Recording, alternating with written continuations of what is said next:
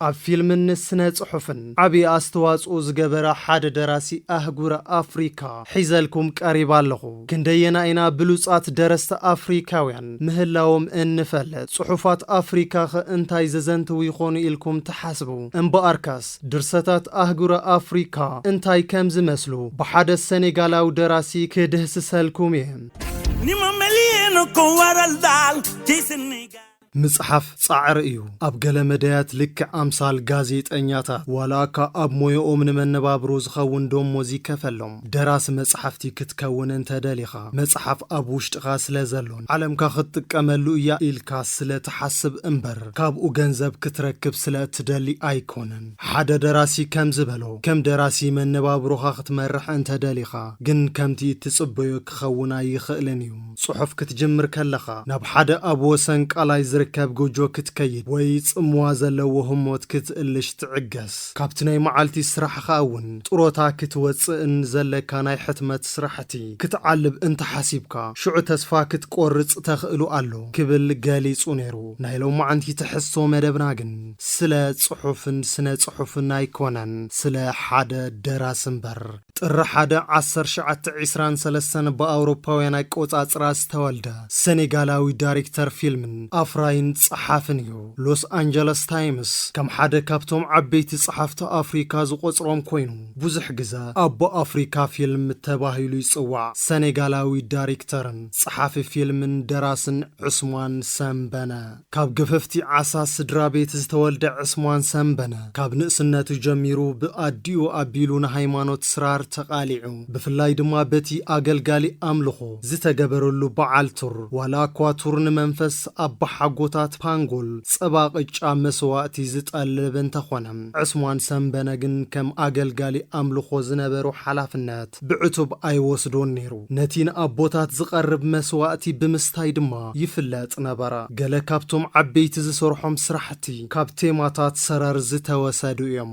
ዓባዩ ወይ እንሓግኡ ከም ወላዲቱ አዕብያቶን አዝያ ጽልዋ አሕዲራትሎንያ ኣብ ስራሕቱ ድማ ደቂ አንስትዮ ዓቢ ተራ ኣለወን። ዑስማን ሰምበነ ካብ ቋንቋ ዲ ወጻኢ ዓረብኛን ፍራንስን ዝፈለጥ እንትትከውን ከምቲ ብዙሓት ሙስሊም ልሙድ ዝገብሮ ትምህርቲ መድረሳ ተማሂሩ እዩ። ሰምበነ ወዲ 15 ዓመት ምስ ኮነ ናብ ዳካር ተጓዒዙ ኣብኡ ድማ ዝተፈላለዩ ናይ ኢድ ስራሕቲ ሰሪሑ ኣብ 1944 ኣብ እዋን ካልኣይ ኩናት ዓለምን ድሒሩ ውድቀት ፈረንሳይን ሰምበነ ኣብ ሴኔጋል ትራይለስ ራር ሰራዊት ፈረንሳ ተጸውዑ ድሒሩ ኣብ ካልኣይ ኩናት ዓለም ዝገበሩ አገልግሎት ምስ ሓይልታት ነጻ ፈረንሳ እዩ ነይሩ። ድሕሪ እቲ ምዝዛም ኩናት ድማ ናብ ዓዱ ተመሊሱ ኣብ 1947 ኣብ ነዊሕ ናይ ባቡር ኣድማ ተሳቲፉ ድሒሩ ድማ ነቲ መበቆላዊ ልብወለድ ጋድስ ቢትስ ኦፍ ውድ ብ1960 መሰረት ገበረላ። ኣብ መወዳእታ 1947 በአቆጻጽረ አውሮፓውያን ሰምበነ ናብ ፈረንሳይ ብምኻድ ኣብ ፓሪስ ኣብ ዝርከብ ፋብሪካ ሲትሮን ሰሪሑ ኣብ ማርሲ ኣብ ዝርከብ ወደባት ክሰርሕ ናብ ደቡብ ከደ። ኣብኡ ድማ ኣብ ምንቅስቓስ ማሕበር ሰራሕተኛታት ንጡፍ ኮነም። ኣብቲ ብኮሚኒስት ዝምራሕ ሲትጅን ኮሚኒስት ፓርቲ ተጸምቢሩ። ኣብ ቪየትናም ንዝካየድ መግዛእታዊ ኩናት ፈረንሳይ ኣጽዋር ንኸይትለእኽ ድማ ክመርሕ ሓጊዙ። ኣብዚ ግዜ እዚኡ ድማ ንጸሓፊ ህዳሴ ሃርላምን ክላውድ ማይክንን ንሃይቲ ማርኪሳዊ ጸሓፊ ጃክ ሩሚንን ረኺብዎም። ኣብ መጀመርታ ስነ ጽሑፋዊ ሞያ ዑስማን ሰምበነ ንነብሱ ብፈረንሳ ምንባብ ምጽሓፍን ኣምሂርዋ። ካብ ብዙሕ ናይ ህይወቱ ተመክሮ ዝተቐድሐት ብፈረንሳይኛ ዝተጸሓፈት ናይ መጀመርያ ልበ ወለዱ ላ ዶካር ኖያር ድሒራ ብ1956 ብእንግሊዝኛ ዘ ብላክ ዳካር ተባሂላ ዝተሓተመት ኮይና እዛ ዛንታ ዲያው ዝተባሃለ ኣብ ማርሲ ኣብ ዝርከብ ወደባት ዓሌትነት ሕማቕ ኣተሓሕዛ ዘጋጥሞ ኣፍሪካዊ ስቴቮርዳር እያ እትትርኽ ነይራ። ዑስማን ሰምበነ ብፍሉይ ኣብ ግፍዒ ኣፍሪካውያን ስደተኛታት ዘተኮረ እንትትከውን ኣብ ልዕሊ ሰራሕተኛታት ዓረብን እስጳኛውያን ዝወርድ ግፍዒ እውን ብዝርዝር ይገልጽ። እቶም ጉዳያት ዓሌታውነት ዝምልከትን ጽልኢ ወጻእተኛታት ዝምልከቱ ምዃኖም የረድእ። ጽሑፋት ልበወለድ ሰምበነ ብማሕበራዊ ክውንነት ኣገባብ ዝተጻሕፉ እዮም። ናይ መጀመርታ ስነ ጽሑፍ ሰምበነ ንዕውትነቱ ዓብይ ኣስተዋጽኦ ከም ዘለዋ ይንገረላ። ስነ ጽሑፍ ንክቐጽለውን እኹል ፋይናንሳዊ ረብሓ ኣምጽያትሉ እያ። ካልእይቲ ልበወለድ ሰንበነ ኦ ፒስ ማን ቢው ፒፕል ኦ ሃገረይ ጽቡቓት ህዝባ ብ1957 እትሓተመት ዛንታ ዑማር እትነግር እያ። ንሱ ጻዕዳ በዓልቲ ቤቱ ሒዙ ንኣሰራርሓ ሕርሻ ናይቲ ከባቢ ዘመናዊ ንምግባር ሓሳባት ሒዙ ናብ ትውልዲ ዓዱ ካስማንስ ዝምለስ ዓብዪ ድሌት ዘለዎ ጸሊም ሰኔጋላዊ ሓረስታ እዩ። ዑመር ኣብታ ልበወለድ ኣንጻር ክልቲኡ መግዛእቲ መንግስቲ ፈረንሳን ማሕበራዊ ስርዓት ዓድን ይቃለስ፣ ኣብ መወዳእታ ድማ ይቕተል። ኦ ፒስ ማን ቢው ፒፕል ሰንበነ ካብ መላእ ዓለም ብፍላይ ድማ ኣብ ከም በዓል ቻይና፣ ኩባን ሕብረት ሶቪየትን ዝኣምሰላ ኮሙኒስት ሃገራት ዕድመ ቀሪብሉ እዩ። እታ ሳልሰይቲ ፍልጥቲ ልበወለድ ሰንበነ ጋድስ ቤትስ ኦፍ ወርድ ብ1960 ዝተሓተመት ኮይና መብዛሕትኦም ነቐፍቲ ምስ ዛላ ማለት እውን ብዑስማን ዝተሰርሐት ፊልም ጥራሕ እትወዳደር ብልጽ ተሰርሑ ይቐጽርዋ። እታ ልበወለድ ኣብ 1947 ክሳብ 1948 ዝጸንሐ ኣድማ ባቡር መስመር ዳካር ኒጀር ልበወለድ እተተሓሓዘት እያ። እታ ካሪዝማቲክን ንፉዕ ወሃቢ ቃል ማሕበር ሰራሕተኛታት ኢብራሂም ባካዮ እቲ ዝያዳ ማእኸላይ ኣካል እንተኾነም እታ ልበወለድ ብዘይካ እቲ ማሕበረሰብ ሓቀኛ ጅግና የብላን። እታ ልበወለድ ኣብ ሰኔጋል ጎረቤት ሃገር ማልን ዳርጋ 50 ገጸ ባህርያት ዝሓዘት ኮይኖም እዚ ድማ እቲ ኣድማ ብኹሉ ኩርናዕ ምዃኑ እተርኢ ልበወለዳዊ ጽሕፍቲ ዑስማን ሰንበነ እያ። እታ ልበወለድ ምስ ጸሓፊ ኤሚል ዞላ ዝጸሓፋ ጀርሚናል ማለት እውን እታ ብቋያ ተባሂላ ዝተተርጎመት መጽሓፍ ትወዳደር። ሰንበነ ሓጺር ልበወለዳት ብ1962 እቲ እክብ ካብ ሓጸርቲ ዛንታታት ጽውጽዋይ ዝሓዘት ኮይና ድሒራ ከም ቀዳመይቲ ፊልሙ ዝቐየራ ላኖራዳ እያ። ኣብ 1964 ኣቆጻጽረ ኣውሮፓውያን ኣብ ርእሰ ከተማ ኣፍሪካ ዝካየድ ሪፈረንደም ናጽነትን እትገልጽ ሃርማታን ወይ ዘሃርማታን ኣውፂኡ።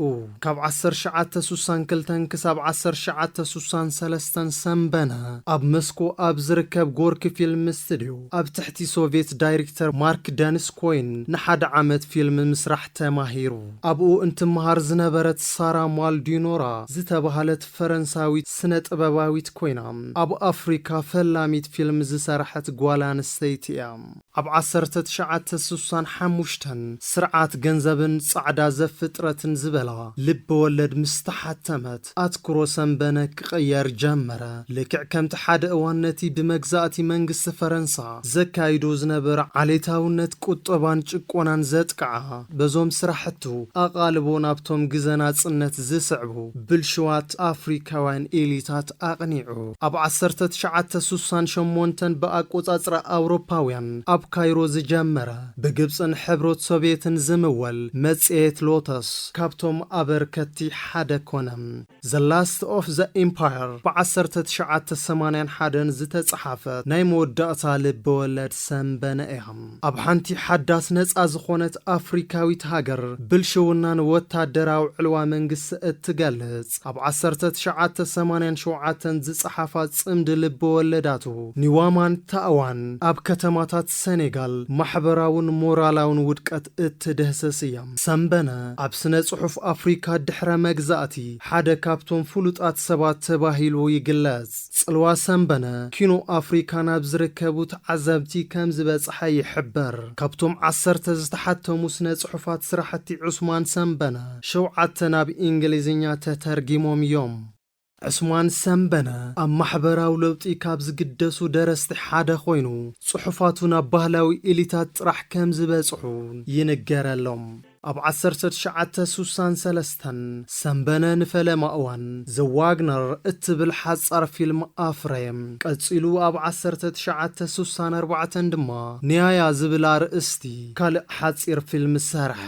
ኣብ 1966 ኣብ ሓንቲ ካብተን ናቱ ሓጸርቲ ዛንታታት ላኖ ዮርዳ እትብል ንሳ ድማ ብናይ ኣብ ትሕቲ ሰሃራ ዝርከቡ ኣፍሪካውያን ዝተዘርግሐት ናይ መጀመርታ ፊቸር ፊልም እያ። እታ ብቋንቋ فرنسا ዝተሰርሐት ፊልም ንፕሪኮስ ጆን ቪጎ ዝብል ሽልማት ተዓዊታ ሰንበነ ድማ ፍሉይ ቆላሕታ ንኽረክባ ክኢላቶ እያ ዑስማን ሰንበነ ነዚ ዓወት እዚ ብ1968 ስዒቡ ብቋንቋ ትውልዱ ዎል ፊልም ናይ ምፍራይ ሕልሙ ኣዕዊቱ ዑስማን ሰንበነ ብ9 ሰነ 2007 ብኣውሮፓውያን ኣቆጻጽራ ኣብ መበል 84 ዕድሙኡ ዓረፈ ካብ ታሕሳስ 2006 ጀሚሩ ሓሚሙ ዝነበረ ኮይኑ ኣብ ዳካር ሴኔጋል ኣብ ዝርከብ ገዝኡ ዓረፈ ኣብኡ ድማ ብጥቕስታት ቁርኣን ዝተሸለመ ካባ ተቐቢሩ ዑስማን ሰንበነ ካብ ክልተ ሓዳር 3 ኣወዳት ዘፍረየ ዕንቂ ኣፍሪካዊ ደራሲ መጽሓፍትን ጸሓፍን ስራሕ ፊልምን እዩ ደራሲ ዑስማን ሰንበነ